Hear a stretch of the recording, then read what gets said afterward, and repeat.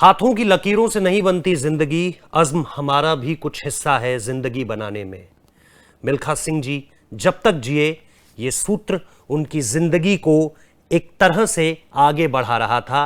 वो जब जब चलते, जब जब निकलते, जब जब मैदान पर उतरते, वो यही कहते कि जिंदगी सिर्फ हाथों की लकीरों पर बैठकर नहीं जी जा सकती, बल्कि आपको उसके लिए खुद मेहनत भी करनी होगी।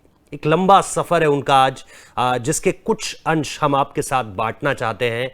बहुत लंबा, प्रतिष्ठित, अनुभवी और इसके साथ साथ स्वर्णिम सफर रहा है। मैं सिर्फ फील्ड एंड ट्रैक्स की बात नहीं कर रहा हूं, मैं भारतीय खेलों के इतिहास की बात कर रहा हूं, जिसकी एक बड़ी प्रतिमा जो है वो कहीं ना कहीं मिल्खा सिंह जी है। लेकिन आज उनके उस सपने की बात करने जा रहा हूं जो एक टीस की तरह चुभ रहा है, जिसे सुनकर आज भी लग रहा है कि आखिर ये कैसे हो गया। क्योंकि मिल्खा सिंह जी जब तक जीवित थे उन्होंने बार बार इस बात को दोहराया, अलग अलग मंचों से दोहराया। वो देखना चाहते थे भारत के किसी एथलीट को ट्रैक एंड फील्ड में स्वर्ण पदक जीतते हुए। जी हां, ओलंपिक्स में स्वर्ण पदक जीतते हुए वो चाहते थे सुनना राष्ट्रगान, कुछ वैसा ही राष्ट्रगान जो 1958 में कार्डिफ में सुना गया था। और कार्डिफ में जब मिल्खा सिंह जी जीते थे तो उन्हीं के कहे अनुसार वो जो कहते हैं वो शब्द कुछ इस तरीके से थे कि हजारों या तादाद लाखों में भी जा सकती है, और उनमें भारतीयों की संख्या ना के बराबर थी, क्योंकि 1958 में ना के बराबर भारतीय ही उस वक्त पे जो है वो यूनाइटेड किंगडम में थे। और ऐसे में मिल्खा सिंह जी का वहां पर स्वर्ण पदक जीतना, उनके पास जो क्वीन आई उन्होंने उन्हें स्वर्ण पदक पहनाया। इस बीच साड़ी में एक और महिला आई, इनका नाम विजय लक्ष्मी था, हाई कमिश्नर हुआ करती थी, पंडित जी की बहन थी। पंडित जी यानी पंडित जवाहरलाल नेहरू जी की बहन थी। उन्होंने कहा बात कराइए, साथ ही साथ यह भी कहा कि मिल्खा से पूछो कि चाहता क्या है।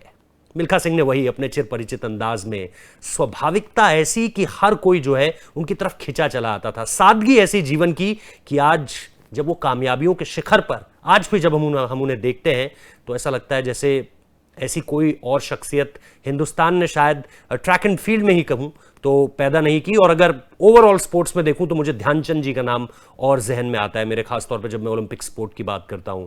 इन सारी चीजों के बीच वो एक दिन की छुट्टी का किस्सा आप लोगों को सबको पता है। लेकिन वो जो एक सपना था कि मैं जीवित रहते हुए ये देखना चाहता हूं कि भारत, कोई भारतीय जो है वो गोल्ड मेडल जीते ओलंपिक्स में, वो पूरा नहीं हो सका।